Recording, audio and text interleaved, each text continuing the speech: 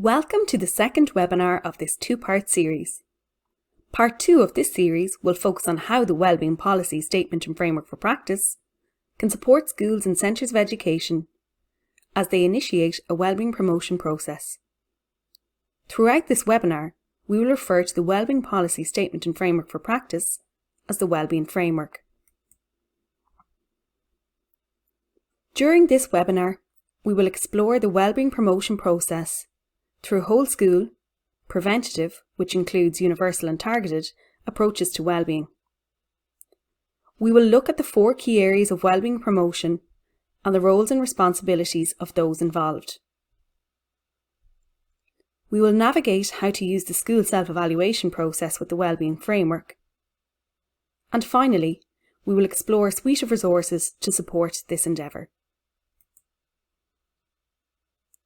It might be useful for you to have a copy of the Wellbeing Framework to hand as you venture through this webinar. You can access and download the Wellbeing Framework on the Department of Education website www.gov.ie.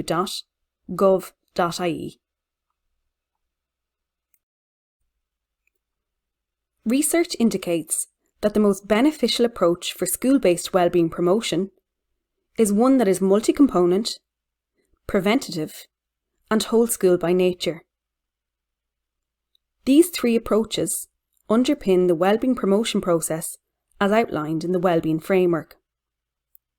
These approaches are deeply intertwined and support each other in enhancing protective factors, which were explored in Webinar 1.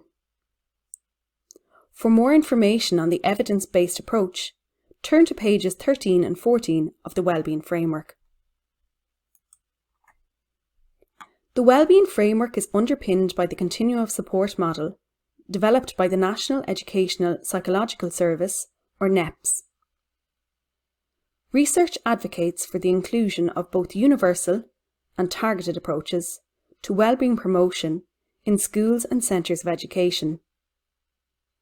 There is evidence that both universal, which refers to the support for all, and targeted support, which refers to the support for some and few, can effectively prevent and address anxiety and low mood for many children and young people. By focusing on the support for all approach, the frequency of engagements with support for some and support for few can be reduced.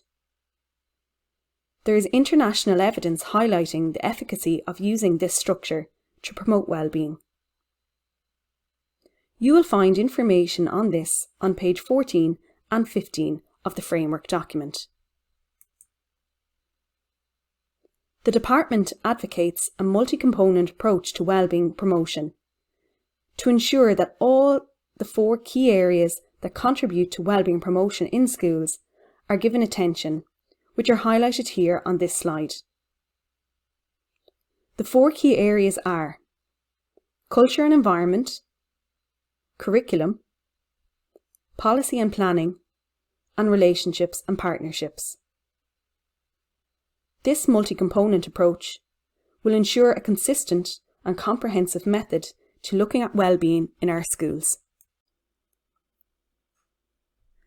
As with all school improvement, it is essential that the whole school community is involved in the wellbeing promotion process and evaluation.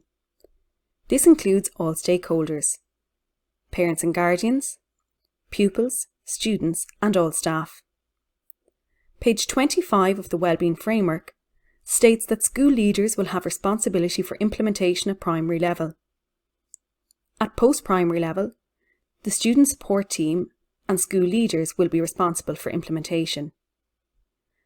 And in centres for education, responsibility will lie with the centre coordinator.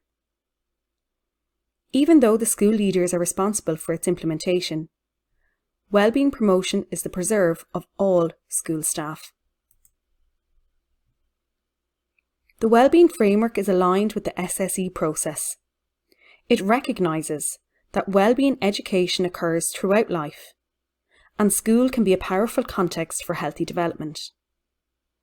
The SSE process provides a framework for schools when gathering and analysing evidence, identifying needs, and setting targets for achievable outcomes. It is a collaborative, reflective process of internal school review focused on school improvement. The 6-step process enables schools to gather and use evidence to identify meaningful and specific targets and actions for improvement.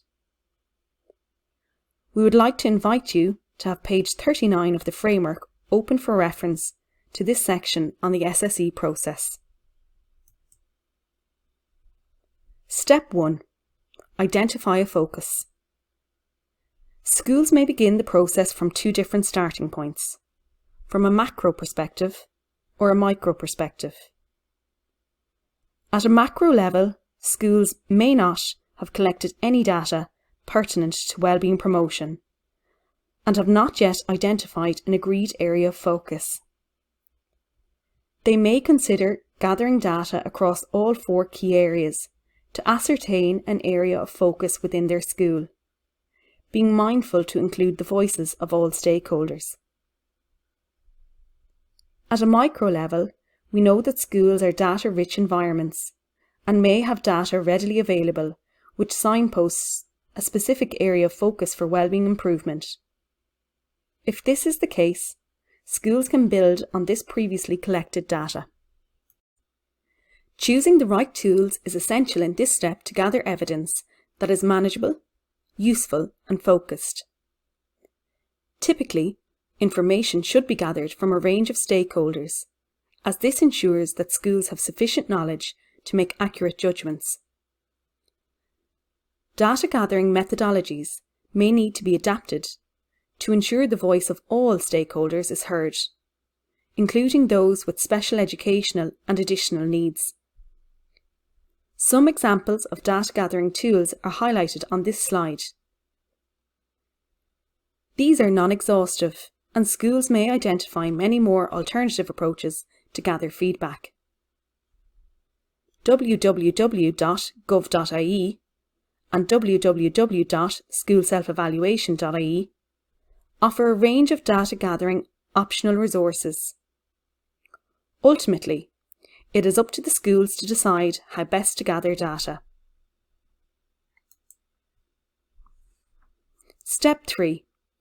Analysing the data gathered. Schools will identify an area of focus. Multiple key areas may emerge from the data gathered. In order to identify a specific area of focus, schools have the agency to select their priorities through professional conversations. These decisions can be guided by the indicators of success on page 36 and the statements of effective practice from page 40 to page 47 in the framework. The indicators of success are the broad outcomes to which the department aspires and wants schools and centres for education to accomplish.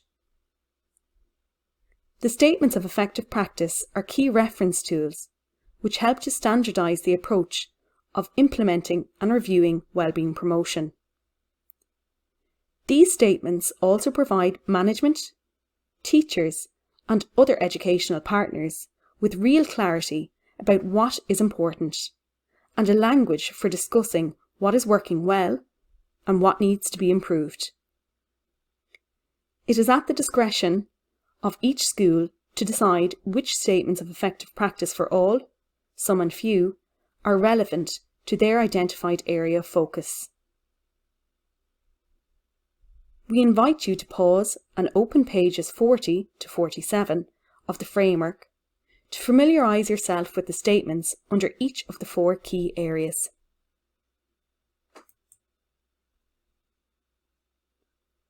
Step 4 involves writing an improvement plan and sharing it with your school community. As with the previous SSE cycles, targets and actions are required to ensure that everyone involved in the wellbeing promotion process is clear on their roles and responsibilities. Step 5 involves putting the plan into action. As wellbeing promotion is a whole school process, it must be reflected in every classroom, with every teacher, and on a daily basis for it to impact the whole school community. The final step of the process is monitoring actions and evaluating the impact. Monitoring actions can be a way of building in reminders and opportunities for teachers to talk and reflect in both formal and informal ways about the school's improvement actions. It's also a way of considering how much progress is being made. This slide offers reflective prompts to support this step. For further information on measuring success, refer to page 23 of the framework. There are a suite of resources available to support your school as you embark upon your wellbeing promotion process. Take a moment to have a look at some of the resources available. Together with the publication of the Wellbeing Policy Statement and Framework for Practice document, the Department of Education have developed a directory of CPD and a catalogue of resources for both primary and post-primary schools. You can access and download a copy of these key resources on the Department of Education website www.gov.ie. Additional support and resources can be accessed on the following websites.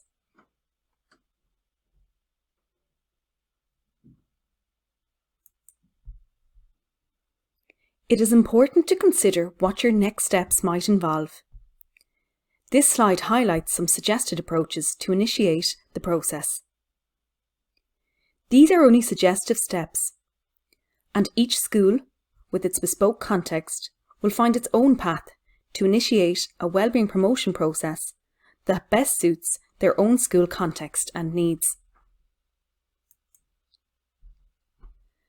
Please take a few moments to reflect upon the 3 questions on this slide.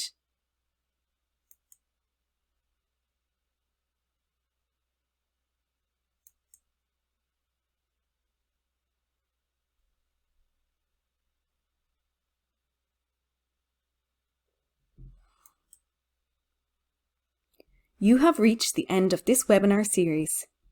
Thank you for your engagement. Good night, live.